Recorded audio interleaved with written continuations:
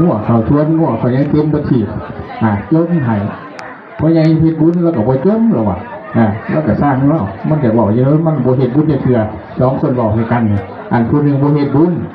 ผู้หนึ่งบ่เฮ็ดบุญหาเว้าพูดเนี่ยผู้หนึ่งบ่เฮ็ดบุญนั่นแหละมีสองคนสองเผ่านั่นแหละอาจารย์การเฮ็ดบุญเฮ็ดหยังแล้วก็เฮ็ดบาตรนี่ธรรมชาติมาอีหยังมาเขาเรียกว่านาตตาสิ่งที่มาจัดการสองเผ่ามือนั่นฝนตกอย่างแห้งฝนตกอย่างนักเลยมือนั่นสองเผ่าน้ำห่วยมากน้ำไหลมากคือน้ำปลาไหลหลากนั่นแหละน้ำปลาไหลหลากน้ำบางเข้ากันใช่ไหมน้ำห่วยมากไปกี่นั่นแหละโอ้ยมันมากป่ะเนี่ยมันบ่จงพ่อใหญ่เฮ็ดบุญกับบ่เหลือพ่อใหญ่เว้าพื้นกับบ่เหลือเฮ็ดนำกันเบิดนั่นแหละอนัตตาธรรมชาติมันจัดการได้คล้ายๆว่าแม้กระทั่งเฮ็ดบุญเฮ็ดหยังกายังไปคือกันเพราะว่าอนัตตาสิ่งที่ว่าเฮาสิฟื้นมันบ่ได้คือร่างกายเฮาชีวิตเฮานั่นล่ะมันก็ตามธรรมดามันจะต้องไปมีถึงมือถึงเว้นมันบางคนจะอายุหลายเพราะว่าการกินอาหารการหยังหรือบ่แม่นการกินกับเรื่องกรรมพันธุ์ก็คือกันคนเคยเป็นนั่นก็อายุหลายบางคนเกิดหน้าอายุน้อยก็เป็นกรรมพันธุ์เป็นน้ำสายพันธุ์เป็นน้ำเลือดติดเป็นยังหลายอย่างตัวเบื่อนี่แต่คนมากินหนังกินนี่กินโดยว่าอาหารถือว่าเป็นพิษในช่วงอายุประมาณนี้แหละถามว่าเลาะเบิ่งได้ถามเนาะเลาะเบิ่งได้ถามประมาณ40 กว่าปีถึง40 เก่านี่ที่เขา50นี่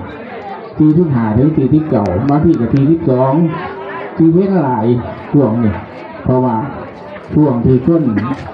เฮ็ดงานมาเต็มที่เฮ็ดงานหนักมาเต็มที่และก็ร่างกายที่ปล่อยสารพิษออกมาเพราะว่าคนที่เขา40เขา50หรือ50ก็กว่าบางคนก็เป็นโรคอย่างเงี้ยเขาหนิวในไตมั่งหนิวในถุงลำดีมั่งโรคกระเพาะมั่งเอียงมั่งหลายอย่างโรคนั้นโรคนี้มันคือเป็นในช่วงนี้ทางรักษาว่าเท่ามันก็สิเป็นในใจเป็นว่าไปในช่วงนี้ช่วงอะไรว่าโรคที่นักมาจัดการในช่วงนี้หลังจากห่างไปก็เป็นประมาณสัก50 กว่า60ปีช่วง10 ปี50 กว่า60เหมือนว่า70 กว่า71 72เอาอีกก่อนตอนนี้ก็มีไป80 ปี85นั่นแหละหลังกายเขาก็ผ่านได้มันก็เป็นช่วงคือว่ายังไงเขากินอาหารเราไปก็ทำว่าเขากินสารพิษไปคือมือไปเรื่อยๆมันกับไปผสมมักมมในร่างกายของเขาเนาะจังว่าเฮาสิเฮ็ดจังได๋กับสู่ธรรมชาติบ่ได้พอธรรมชาติเพิ่นสามารถเพิ่นว่าเอากรรมสากรมหิกรรมทายาโทเฮามีกรรมเป็นทายาทก็คือว่ากรรมสากรมหิเป็นกรรมอยู่ธรรมดากรรมเราต้องรับกรรมกรรมทายาโทกรรมโยนิกรรมพันธุเขาเป็นกรรมเป็นเผ่าพันธุ์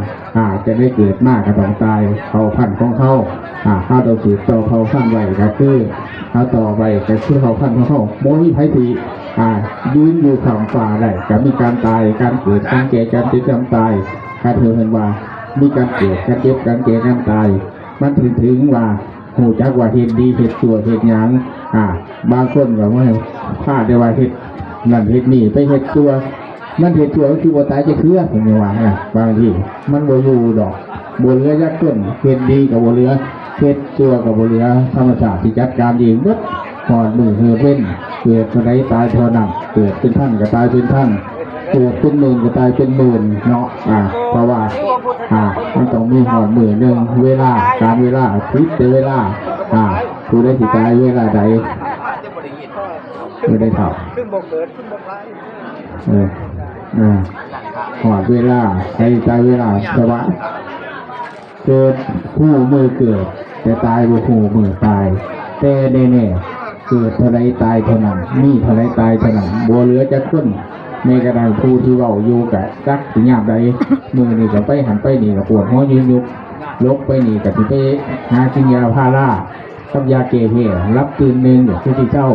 ตามนิสัยคู่มือนี่มันอยู่ซ้ำนี่ ต้องเอาไปอาบสินักโกนีมันก็เป็นโรคอยู่เป็นโรคในโรคนี้ใครเห็นอาตมาว่าญาโอ้โหเป็นได้เป็นยังไงคนนั้นตัวเองเนี่ยโหว่าพี่โรคนี่โรคนี้อยู่ตามดาวก็เจ็บป่วยคือกันแล้วใครเจ้าป่าสงสัตว์มนุษย์คือกันสัตว์ประเภทนึงคือกันแปลว่ากินถังกินหนีชื่อท่านจากขึ้นดอกเด็กที่อ่านยังอ่านข่าวไล่น้ำภูที่มาที่จะฝากเราไป